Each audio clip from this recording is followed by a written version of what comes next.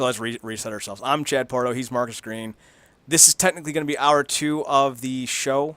So let's say about hour and 4 minutes. We should be checking on this, Chad. Hour and 4 minutes sounds good, other Chad. That's a joke from Archer. So we spent about an hour and 4 minutes talking about the pay discrepancies and the gender gap and the gender pay gap in WWE. And if you want to hear any of that, if you want to hear any of that discussion, go and click on the link below, download it, because with the way this show is set up, it's set up for less than an hour run on YouTube. Yeah. And the editing, what's the goddamn term? The rendering and the upload time takes 4 to 5 hours because I don't have the best gear.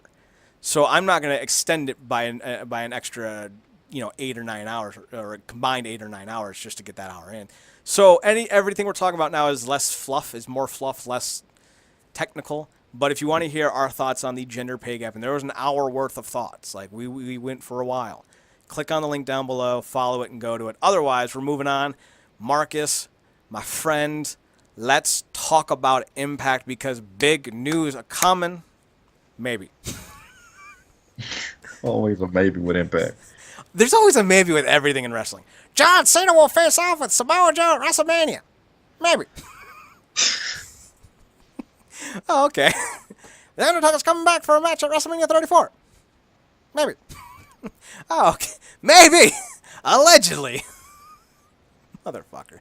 So, the biggest news, I think, in terms of, is that Don Callis will be in Orlando tomorrow.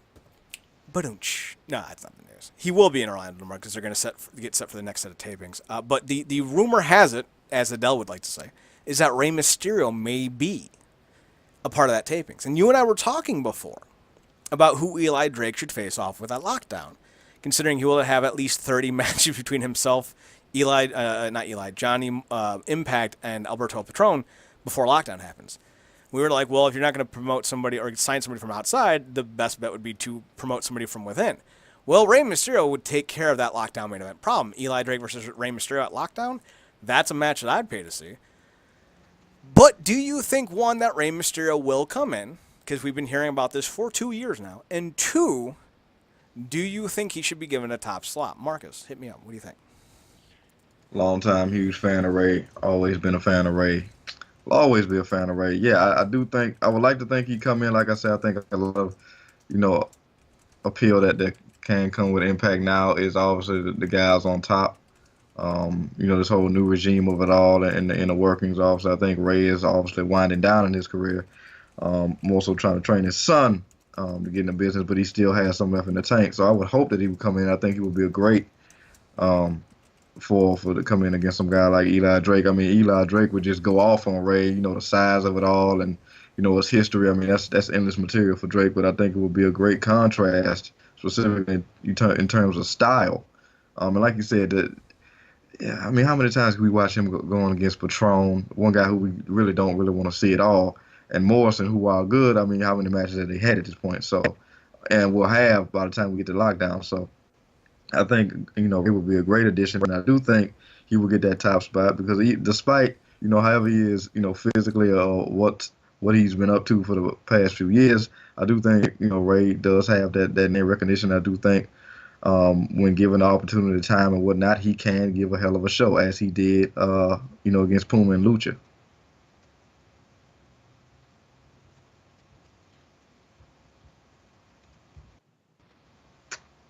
Did you mute yourself?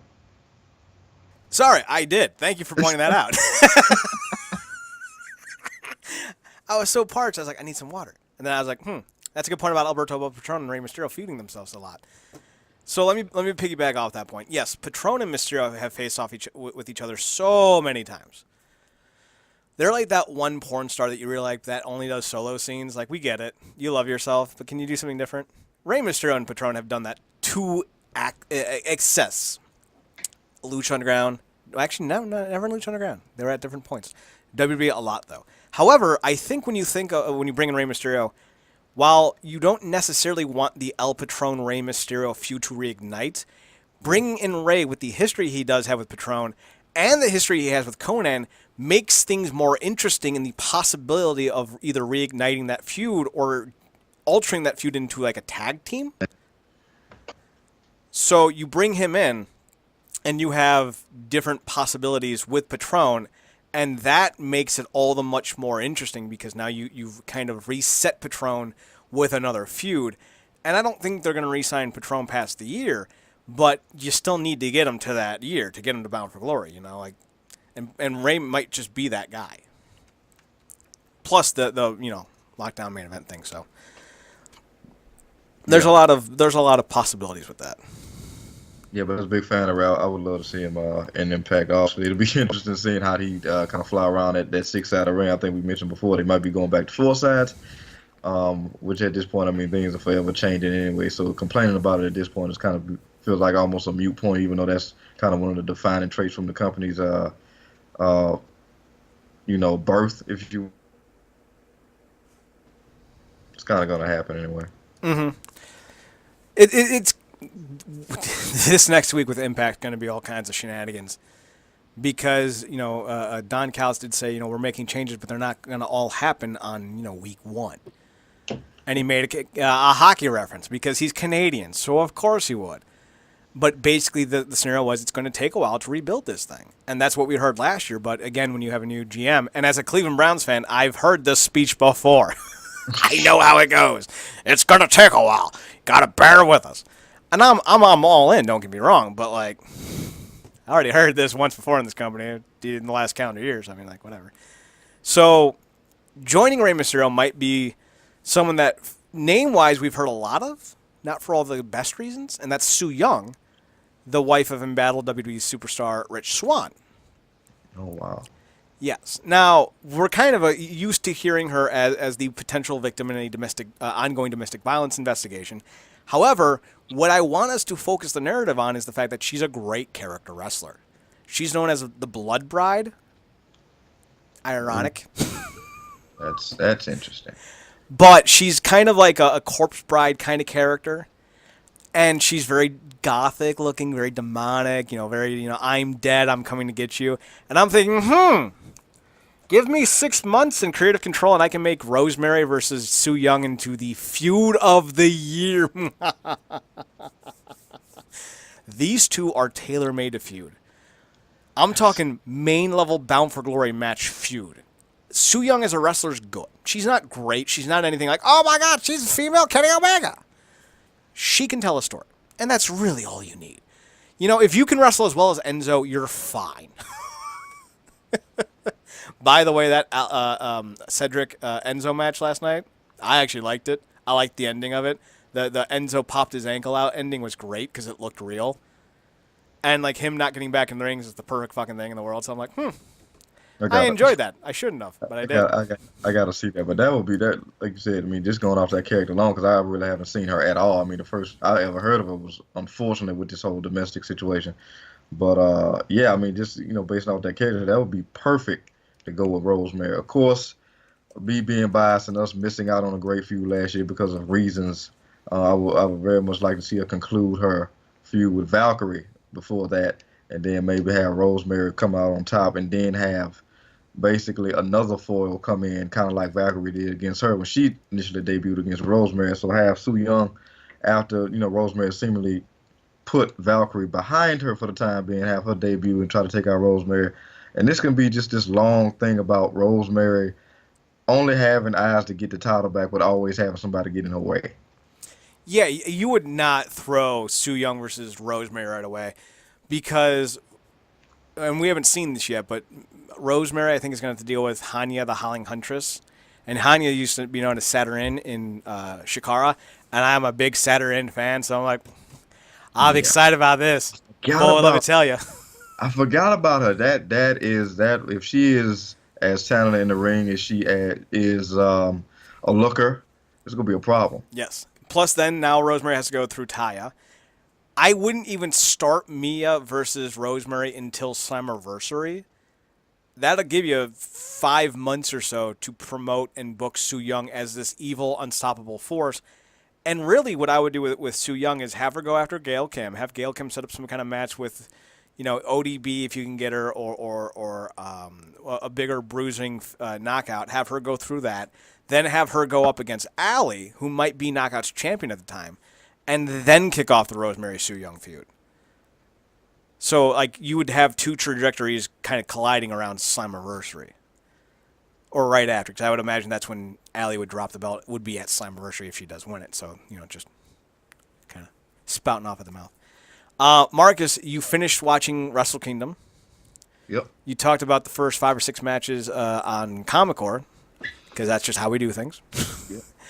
What was your takeaway from Wrestle Kingdom as a whole? The final 3 matches were the Intercontinental, the United States, and the Heavyweight Championship. What do you think of those 3 matches specifically? Let's see, that was the final half, right? Yeah. So yeah, I mean, I think the IC was disappointing. Unfortunately, I was you've been Jay White looks like Jay White looks like an aborted fetus midway through the procedure. A switchblade fetus. But yeah, I mean, it was just. I mean, to say Tanahashi was in that match is kind of astounding because it was just a solid match, and we used to see far better than that with a Tanahashi match. But I just don't think that match, delivered. And ironically enough, this was the first time in many years that Tanahashi wasn't like co-main eventing. Mm-hmm. And looking at that match, it really shouldn't have. So, not saying that the match was horrible by any means. It just didn't necessarily live up to the expectations I had for it. After that, of course, you got the Alpha versus the Omega, phenomenal match. I think that DQ really aided, Jericho and a lot of stuff he was doing heel work wise. I mean, freaking beating up Red Shoes and then his son. Oof. Like that was great. That insane table spot by Omega and then him returning the favor, all that good stuff. I mean, those two really, that match sold a lot for this show. Mm-hmm. Not saying that you need to sell much for Wrestle Kingdom because it has the prestige, but that got a lot of new subscribers and a lot of eyes on the show, and it delivered in the final match. Another great outing between Naito and Okada. Seen those guys wrestle several times now. They never disappoint, and didn't see that ending, but I get it. And now, to me, there's only one person that can take it off Okada in my mind, and that's Omega. You gotta have him meet one more time, because who they gonna have? You gonna have Switchblade lose to Tanahashi and then step up to Okada? No. And by the way, when you said who dey, I'm like, who dey think gonna beat them Bengals? And I'm like, God damn it. The other name that I think could potentially come out, and you're right, Omega is like 1A, but 1B to me is Kota. Yeah. The big story they were telling during the Kota Ibushi-Cody Rhodes match was that, hey, remember that time Naito lost to AJ Styles and then AJ Styles went on to win the heavyweight championship like a month later? That could be Kota. And I'm like, why would you tell that story through commentary if not for the fact that's what you're going to do? No, that's true. Now, have they been brewing something between him, Cody, and Omega? Because, that great line. Oh, that was great. Kenny doesn't love you like I love you. That was a great. Kenny doesn't love you like I do. And then oh God, Cody is so good. I think people probably, for what I've not seen a lot of reviews about it, but I don't think people probably giving that match the credit it deserves just for the sheer character work, mostly by the Rhodes family in that match. Brandy's amazing. So good. So actually, they've been giving it pretty rave reviews, although they have not been talking about the character work from what I've understood. I've been talking about the character work because I am a big character work guy. Yeah. But they haven't talked about it nearly as much as it should. Cody carried that with his personality. But Kota wrestles that match every night. He wrestles that match with a blow-up doll. Why is this match better? Because Cody's maniacal influence in it. That's why. That and Kota took a fucking killer spot off the goddamn apron. Jesus. And Kota... I saw that. I was like, oh, that was a thing of beauty. A thing of brutal beauty is what I got. Hey, Kota, you want to do a crazy spot tonight where I hit a crossroads off the ring apron on you? Kota's probably thinking, I haven't done anything stupid in a while. Sure, let's get kinky. It didn't let up on the way down either. Like sometimes you somebody hit a finisher, they'll kind of let loose on the way down. No, he held it all the way to the floor. That had to hurt in ways that I can't even count the ways. So... overall, how would you rate the show? A, B, C, D, E, WrestleMania? Yeah, I'm gonna give it. I'm gonna give it an A. I gotta give it an A. It was a hell of a show. We talked about it. The first half of the show was we had an interesting theme with it, and two themes really. In terms of the titles and the way it was booked in terms of one team looking more dominant. But that being said, it was still some great efforts, specifically when we got to the never open weight. Because I mean, it's a Suzuki match is just gonna bring all kinds of shenanigans with it, but good shenanigans. So another solid effort. And like I said, one of the main matches which sold the thing was Alpha Omega. I think it more than delivered. I gave it a B, but that's because that's what the match is determined. I give it. Yeah. Because I grade each match, and then the grades combined divided by how many of our matches, the average is what I give the show. It's still ranked higher than any WrestleMania grade I ever given, even WrestleMania 19, which is the show I ranked as the highest in terms of just pure in-ring spectacle. So there you go. He's pretty good fucking show. He's fantastic. On the website, realnerdcorp.com, I posted a top 10 wrestlers who should enter the Cruiserweight Division. Number one's not a surprise because I've been fucking advocating this for longer than Paul Heyman's been with Brock Lesnar. But I did add a few new ones like Heath Slater, the Colognes, the Singh brothers, and Martin Stone. Now, Marcus, have you gotten a chance to check out the article? Yeah, check it out. I kind of glanced through a couple names I was surprised with, like you said, Heath Slater on Stone. I think you even threw the Colons in there. Yes, the Colons. The ass end of the WWE. Puns! Don't knock that joke. You see how they booked. Anyway. Don't shit on the Collins. Now, the one thing that I did kind of make a point of emphasis to really drive home the point in this article was that the WWE should consider a cruiserweight tag team division. That's why I included the Colognes. That's why I included the Singhs, and it's why I included the New Day. Now, not all of the New Day. As much as I want to try to say, like, Heath Slater can say he lost 10 pounds to be in the cruiserweight division, there's no way I can say that about Big E and make that convincing. That dude is 280 at least. Now, with all the combinations you've seen, which one would you go with? Kofi and Big E, or Woods and Kofi? You would have to go Woods and Kofi because they're the only two that meet the weight requirements, or at least are close enough to the weight requirements. But what I would do is have Kofi and Big E win the heavyweight tag titles, or the regular tag titles on SmackDown, and then have Kofi and Woods win the cruiserweight tag titles. And with Big E, you can bring him out as Big E Dangerously. Big E Dangerous. He would come out in a suit with a really bad kind of hackneyed ponytail just sticking out the back. It would be like taped on with like white tape, so it would really be obvious that it's just a piece of ponytail taped to the back of his head. And he'd come out with like a bald cap on, a white bald cap, because I'm trying to drive home the point that he's trying to be Paul Heyman. And he'd come out and say he's the advocate of the New Day. And you would basically just have not Brock Lesnar, goddamn, Big E play the role of Paul Heyman as the manager of the New Day on 205 Live. Tell me that wouldn't be hilarious and wouldn't be must-see TV. The twerking advocate, like a gyrating advocate, like that would just be hilarious. And this would be an easy transition because I mean you talked about this before, integrating what 205 integrating the cruiserweight into SmackDown. Mm-hmm. They're not gonna do that. I mean, 205 is like right after SmackDown, so it wouldn't be that big of a stretch for these guys to kind of stay an hour longer. Yeah, not even. Well, for the next few weeks, it's going to be a little bit longer because now they're doing that 15, 20-minute show on Facebook Live. The Mixed Match Patty Whack Give a Dog a Bone Challenge. Here's the thing. I might actually watch it, but not on Facebook. Some of these teams are interesting. Shinsuke Nakamura and Natty. That's weird. Like, okay, I get it, but weird. But my favorite one is The Miz and Asuka. Because that one was funny. Like, are you my partner? We going to win. Miz is like, yes, I'm going to win. It's just a perfect kind of comparison. Asuka's like, yeah, and if you don't pull your weight, I'm going to kill you too, bitch. Like, that was great. Just the way she was looking at him. Like that's great character work. I love that. And before we end the show tonight, I have a Miz proclamation to make. So the idea would be to make a 205 Live tag team division and rename the UK division. Because the UK division is not going to happen. Nor should it happen, truthfully. Take that UK title belt Either dub it the European Championship or dub it the Cruiserweight Championship. Bring that into the 205 bracket of weight. Make it the mid-card belt on 205 Live. And incorporate the likes of Tyler Bate and Pete Dunne into the division as well. And now you have 3 belts that you can tour with. And the idea behind all these moves at Marcus was to give the touring opportunity to 205 Live to be able to have more weapons, to have more things to must see.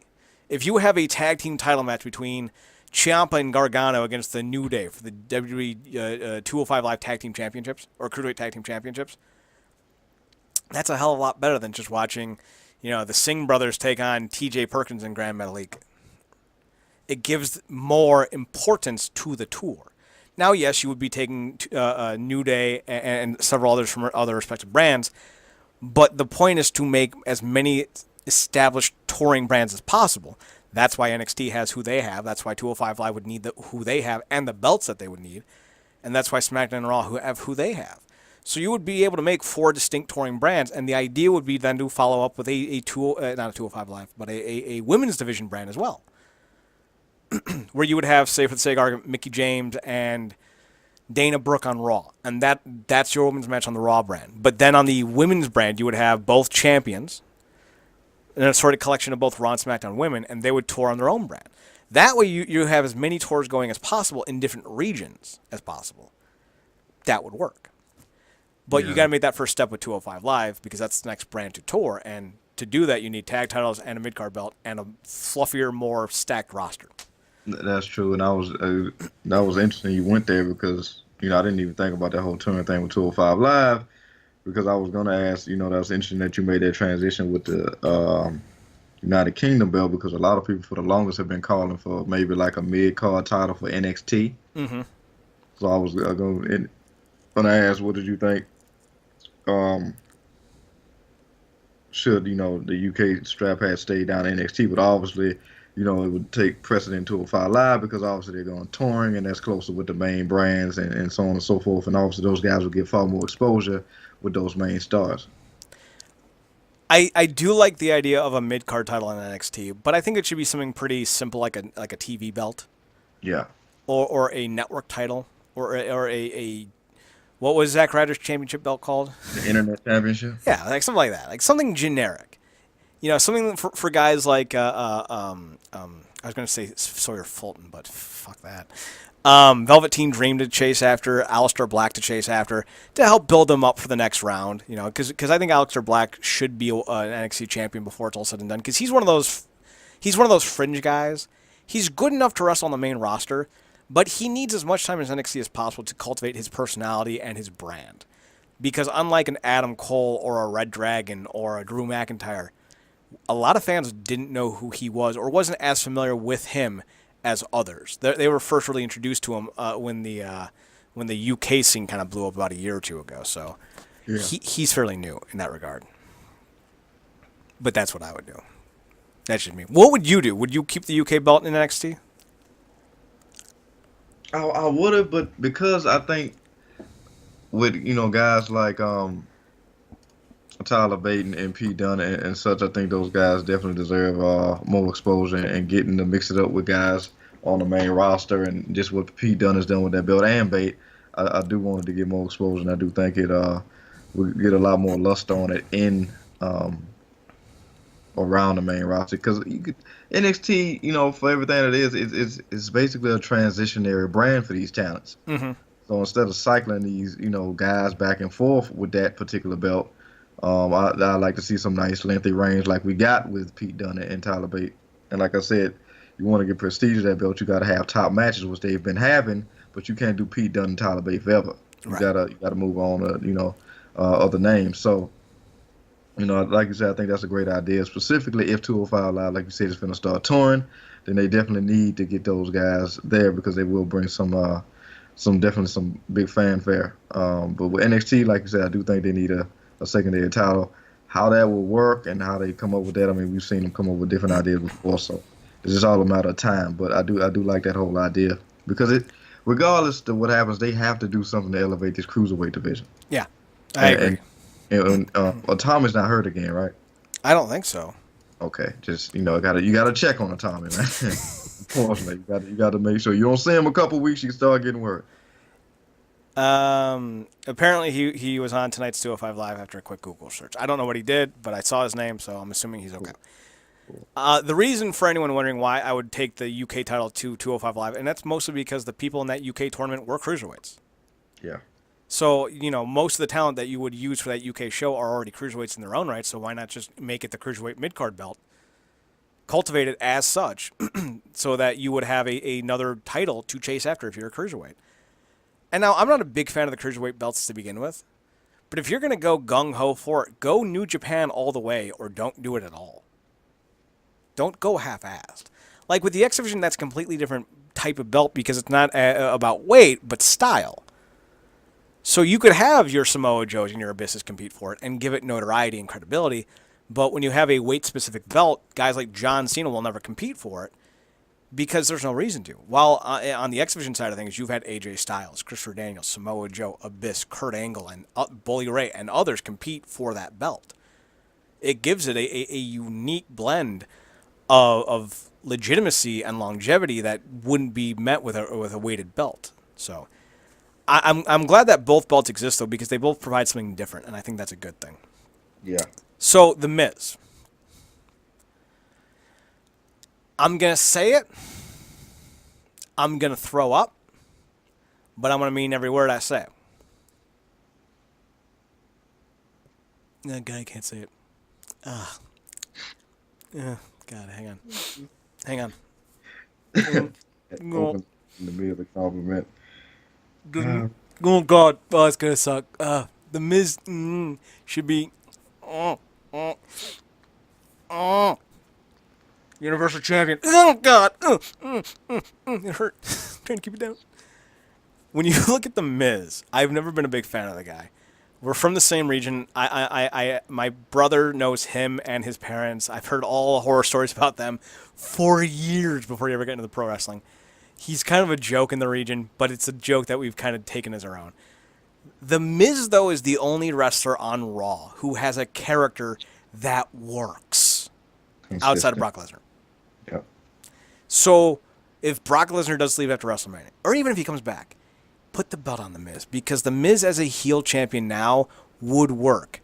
I was not a fan of it back in 2011, 2010, because he wasn't ready yet. He was still kind of just...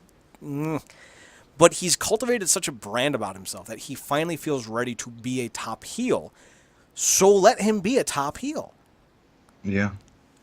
Now, you would need to change some things about him. You would need to give him a different set of attire, because he does not look like a world champion in his Miz trunks. So give him something that seems more douchey. Like The Rock. Remember when The Rock was a big-time heel? Back in 98, 99? Mm-hmm. Do you remember what he wrestled in? You kind of cut out there for a second. Do you remember? I'm trying to see. Did he go long? Because it was. He went long.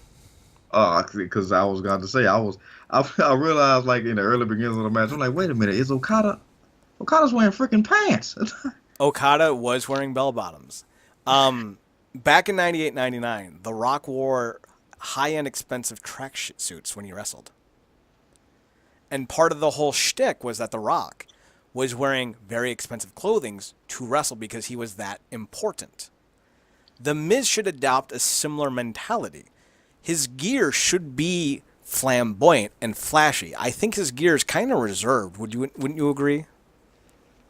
Yeah.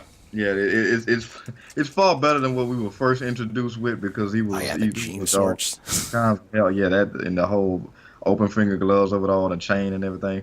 But yeah, it wouldn't hurt to switch some things up. Everything else is fine on all cylinders. Well, like, you know how he wears that black kind of trench coat? Yeah, I was just gonna say that Sithy cloak. Yeah, it's like a robe that you would like see somebody get out of like the bathroom with. Like, oh, I got my little ducky robe. Look how cool I am. The hooded robe, yeah, I like that. It got its own flair to it. Of course, to go with that Hollywood moniker. I think he should wrestle in something like that. It's very unique. It stands out. It's original, and it's not something that you see much of. I think something like that would work. Or long pants like Okada, not bell-bottom pants. Never bell-bottom pants. God damn it, Okada, what were you thinking? But it should be something unique that stands out that makes him feel like a Hollywood A-lister. And part of the thing is, I once thought he had to be a Hollywood A-lister like The Rock to make this gimmick work. But you could do the delusional Hollywood A-lister. Like, I'm making the Marine 7. And then AJ Styles like, yeah. And it'll go straight to DVD in the junk bin at Target. Congratulations. You done good, kid. And it could be a nice running thing for him. So I think The Miz is the only one who has the character work to be a world champion anymore. That's kind of sad, too, considering I've never been a big Miz guy. I mean, I didn't really dig him at all when he first debuted, but I watched that transition. I know we talk about it, his reign all the time. He wasn't ready. I liked that reign just because it was in spite of guys like Triple H and JBL. Yeah, that's true. Those a-holes, and he legitimately got in promos to throw it back in their face, and I'm all for that because I detest bullies on a level. So, but yeah, I mean, we talk about that reign. It's rather forgettable, and the cash in, you kind of remember, kinda. But yeah, I mean, I remember the little girl who was upset about it. The Miz girl, which he always nods to because that's the thing. That was part of it. Like, and they capitalized off that too. So, and rightfully so. I think did he give her? She got a slammy for that. Yes, she did. I think she got a slammy for the best reaction. She got a slammy for that.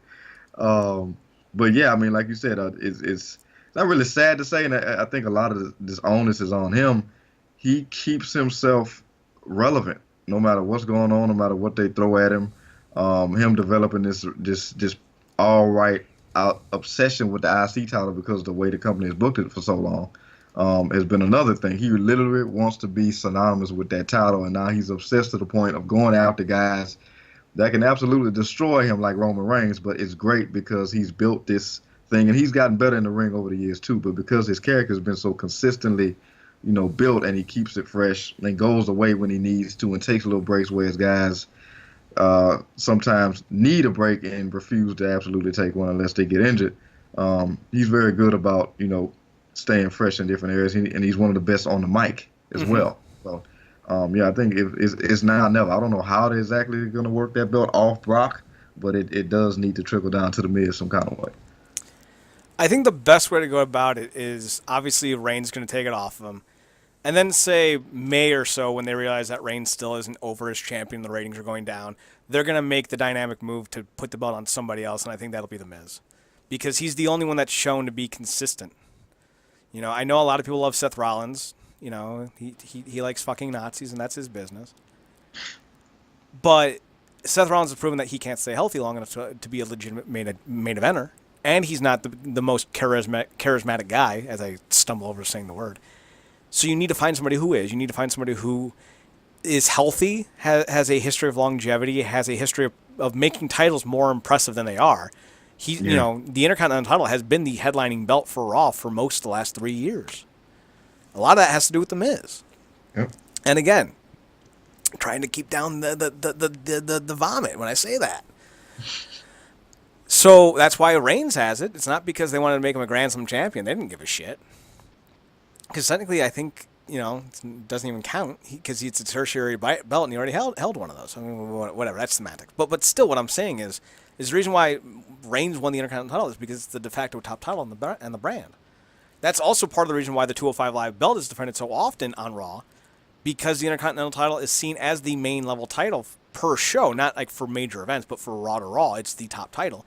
And Cruiserweight belt's considered the secondary title, along with the tag title and the women's championships, which are divisional specific. So, yeah, moving The Miz to the Universal title picture would open up a lot of different avenues, would freshen things up, and would give the Reigns a true heel he can chase after from week to week, and that's what you need. I don't know what they're doing with Reigns right now. Like, is he feuding with Finn Balor? Is that really what they're... Are they really thinking, if we feud with Reigns with Balor, we'll totally get Reigns over because Balor's just so unlikable? Like, is that really what they're thinking? I don't know. I mean, it's interesting to finally see this Balor Cup finally. And like I said, the classic WWE, either they never pull the trigger at all or just pull it too damn late when nobody cares anymore. But it's this whole thing is interesting because Jason Jordan's quickly becoming the thorn in everybody's side. But this would be more interesting if those three, Balor and Gallows and Anderson, were at their peak when they first came in, going against the Shield. Something like that could work. Mm-hmm. But because of how things worked and how they book stuff, this is where we are with it. So you got this whole thing dealing with the Ambrose of it all and defending his honor, and Rollins having to put up with Jordan, and Reigns not really liking Jordan, and Jordan basically putting over the fact that the three of them are better than the Shield ever was, which is asinine. And then Miz just kind of coming in there and taking advantage, which is what a top heel would do. Mm-hmm. I mean, when you cut it down to its bare bones, like the idea just makes sense. So I mean, like, fuck, do it.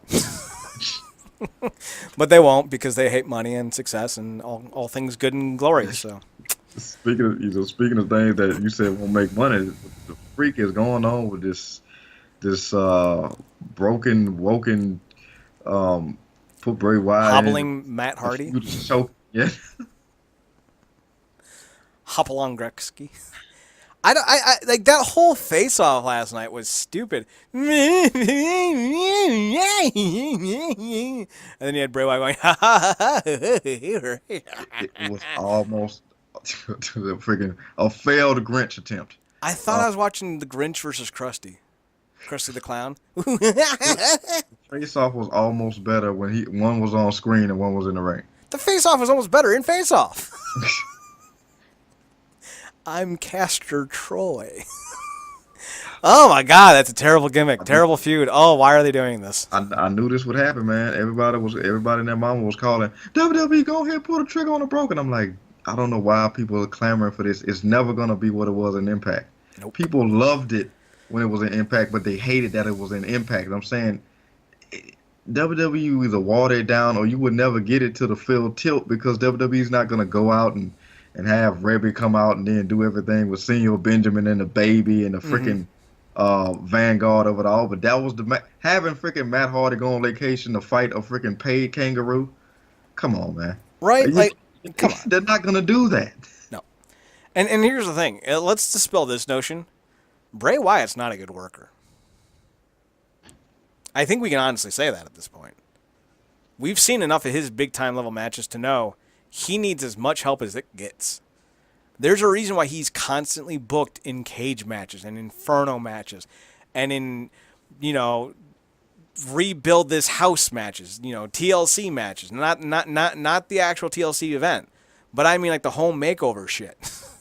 He's booked in flamboyant ring designs of death. He's got some dumbass matches because he can't work regularly. And that's a crutch. That anytime you see someone who's working specialty matches, that's done specifically to cover up inadequacies. There's a reason why Sandman never wrestled anything but hardcore matches, because he sucked. So when I look at Matt Hardy and Bray Wyatt, I'm just thinking, well, in the same way a car crash on the freeway is worth watching, this will be worth watching too. In the sense that it'll be terrible, and someone's going to die from it. And to try to, I guess weigh that out, as a Bray Wyatt fan, even if he was just like decently fair in the ring, the booking only made it worse. Yup. The booking only made it worse, because what else did you have to look at besides his, decent ring work, when you knew going into most of his matches that he was gonna lose? He went from the guy having the best promos every week to being a guy that started a bunch of fights that he couldn't finish. Yep. To being the guy who didn't make sense during his promos anymore. Exactly. Just dumb. Yeesh. Oh, God. Any other news stories from the world of wrestling you want to talk about before we call tonight on this extended version? No, I think we pretty much covered it. Thankfully, no more domestic violence or anything. Other cases have come up. Well, not in this industry. Not in this industry, and I think we covered the Impact. Nothing's popping off in Ring of Honor, anything like that. So I think we pretty much covered Royal Rumble in 2 weeks, something like that. Something like that. So yeah. Well, Raw 25 is in 2 weeks, so I'd imagine that the Royal Rumble is probably the weekend after. Oh gee, I can't wait for that. Who's coming back? Edge, Trish, Teddy Long, The Godfather, Brother Love, The Boogeyman, Sergeant Slaughter, John Laurinaitis, Sean Waltman, Ted DiBiase, John Cena, Free Agent John Cena, Brock Lesnar, The Undertaker, Jim Ross and Jerry Lawler. That'll be weird, because, Jerry Lawler's a freak. Nash and Hall, Ric Flair, The Bella Twins, which pretty much confirms that they'll be in the Women's Royal Rumble, JBL and Ron Simmons, The Dudley Boys, Steve Austin, DX, and the New Age Outlaws. I was going to say the New Age Outsiders. What the fuck am I on? The New Age Outlaws. That's literally all who's coming back. And these are confirmed? Yes, these are confirmed. And they actually making the roster show up? Yup. You got all those names. You know how many endless amounts of ideas I came up for all truth moments when you listen to all those? Ron Simmons, Teddy Long, not to group all the black people. But well, to be fair, you are the black guy on the show, so if anyone's going to group them, you're allowed to. That, and we know how they book stuff, so yeah. It's very true. If I don't want it. Hey, so should we pair Rich Swann and Cedric Alexander together? They don't really have the same styles and same look and same gimmicks. Yeah, but they're both black, right? Yeah, fair enough. All of a sudden, they need a third against a random showing of the Big Show. Here comes Mark Henry, everybody. Why couldn't we go with Braun Strowman? A white guy with black people? What? Don't tell Vince that. He still doesn't know about segregation yet, and it ended. Like, don't fuck with that. There's a reason why the New Day is 3 black dudes and not 2 black dudes and a white guy. Like, we had to convince that Dana Brooke's actually a shorter black woman to get her in Titus Worldwide. Like, don't fuck with Vince like this, man. By the way, I'm actually kind of enjoying Dana Brooke in Titus Worldwide. But she started doing the Titus swag dance at the end. She looked so terrible doing it. She kind of almost ruined it for me. I was just, because Raw sucked again last night. You brought that up. I didn't even know about that. I'm glad I missed it. Jeez. I'm glad I missed it. To confirm, the Rumble is, in fact, the week after Raw 25. It is January 28th. And the Rumble matches are taking shape. Elias, Randy Orton, Nakamura, Cena, Balor, Corbin, Baron Corbin, Matt Hardy, Samoa Joe, Bray Wyatt, Rusev, and Aiden English. Rusev Day. That's the men's Rumble. The women's Rumble will be Naomi, Asuka, Ruby Riott, Natalya, Banks, Bayley, Paige, Mandy Rose, Sonya Deville, Carmella, Tamina, Lana, Liv Morgan, Sarah Logan. God, these are some generic-ass names. Mickie James, Nia Jax, and Becky Lynch. They had a segment last night where Kurt Angle was talking to a top female talent from years gone by about coming in for the Rumble. A lot of people are like, oh, it's Brie Bella. I think it might be Trish Stratus, which would be interesting. Or to shock everybody, it's Kelly. It's so nice to have the name of twice, Mara. Oh, God. Mara, can you believe it? Look at her. She's so pretty. God damn it, JBL, calm down. I can't, Morrow. Wait, how did we get paired up again? I thought I bullied you into quitting. Hey, Michael. The last child brought Michael. I used to tag with Rod Simmons, Michael. Michael. Anniversary. Just roll out all the douchebags. Put him next to Lawler. Then even it out with Booker. Oh, my God. So, Titus Worldwide's been going on for, what, a year? Yeah. Last night during commentary, Booker T's like, yeah, man, this Titus Worldwide or whatever it's called. And I'm like, Booker, you've been here for as long as they have been here. This is not a new thing. What do you mean, or whatever they're... Booker, God, you are terrible at this job. He's not as bad as JBL, but let's be fair. Booker's never bullied somebody into almost suicidal depression. So, I mean, like, the bar is pretty low for terrible. Exactly. I will say this. I do miss doing my JBL impersonations. Michael! Michael, I didn't make Morrow kill himself, Michael. Bring me back, Michael. I need work, Michael. We fight on Friday. Thursday. Damn it. We fighting on Tuesday night now, Michael. We fight every night, Michael, because we love domestic violence in my household, Michael. Damn, JBL, that's a broad admission. I know, Michael. You know my name's Michael, right? Dear God. I never knew. So, That's all we got for this week's show. You can find us on realnerdcorp.com, RealNerdCorp.com. Go check out the news every day except for Saturdays. We do a weekend roundup on Sundays. But tonight, or yesterday, today, whenever, the top 10 wrestlers who should be in the Cruiserweight Division who are already signed to the WWE went up. There are other articles debuting later on this week, so go check out RealNerdCorp.com, not just for the news, but for these opinion pieces that will be more regular in its delivery. Plus the 30, 40 through 31 or whatever it was for the Arrowverse, the complimentary hero section came out on Sunday. So go see who did well with that. Plus the starting five for the Boston Celtics dropped over on the SportsCorp blog. I've renamed it the SportsCorp blog because it just makes sense because it's affiliated with the SportsCorp podcast. I mean, I'm just spouting out here.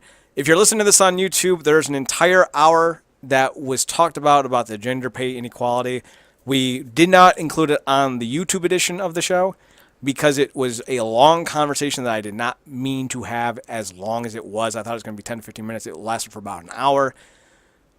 I don't want to have these YouTube videos 2 hours long. So if you want to listen to the rest of the show, go over to the Podbeam, the link down below. It'll take you to the full version of the podcast, which will include this 40, 50-minute chunk, plus the other hour plus that we had. It starts off the podcast, so you don't need to go running through the entire podcast. It's right there for the first hour and 4 minutes or so. That's the conversation. So if you want to hear what we thought about the pay inequality stuff, you're going to have to hit on that link and go to it. So sorry about that, but it's what we do to make things a little bit tighter around here. And honestly, Marcus, this might be something that we do more of, longer podcasts, but differ them up. One part's on YouTube, the rest will be on a podcast on a different link. Just some ideas, just spitballing, thinking, stuff. Yeah, just varying out the content. Yeah, and it's still the same recording. It's just how we roll. It's just one of them things. Helps keep something shorter and gives us both more time to talk about things that are on our mind. And it also makes us flexible to the point where if we don't have anything to talk about that week, we don't need to have 2 hours. Do 20 minutes, but we never seem to have a 20-minute show, so... You can find Marcus on Twitter at ParadoxKid, ParadoxKid. That is me. He is the kid, and he is awesome. You can also find him on WrestleTalk.tv. He does a WWE recap every weekend, as well as an Impact Wrestling television episode recap, I think, every weekend as well. You can find us all on RealNerdCorp.com or on the Twitter at NerdCorp. We're right here on the YouTube at YouTube.com/NerdCorp. Like, subscribe, comment, share. Mostly share. That's what I really care about is exposure, not so much you agree with me. You can tell us how much we suck in the comment section down below. You can also find us on Podbeam at Real NerdCorp. Just click on the goddamn link down below. I don't remember all the links we have. We have 1,000 of them. We can also be found on iTunes. And for all the podcasts, be it on Mixlr, be it on iTunes, be it on Podbeam, you can find all the links as necessary on RealNerdCorp.com. That's why I say go to RealNerdCorp.com, because it has all the links you need. It's simple that way, and it really helps me not hurt my brain. And my brain, it's been hurt a lot during football and private security. I've been hitting the head a lot. A lot of punches from snakes, man. A lot of punches from the snake. If I had a genie, he'd be able to explain to you that the punches from the snake, they really fuck a guy up. I don't. I really want one, though. It'd be cool. Especially if he's basically just a blue Robin Williams. That'd be hilarious. Any final thoughts, Marcus? No, that's it, man. Another great show. Great talk. So with that being said, I will kick it to Marcus to take us home. Marcus, floor is yours. Good night, me.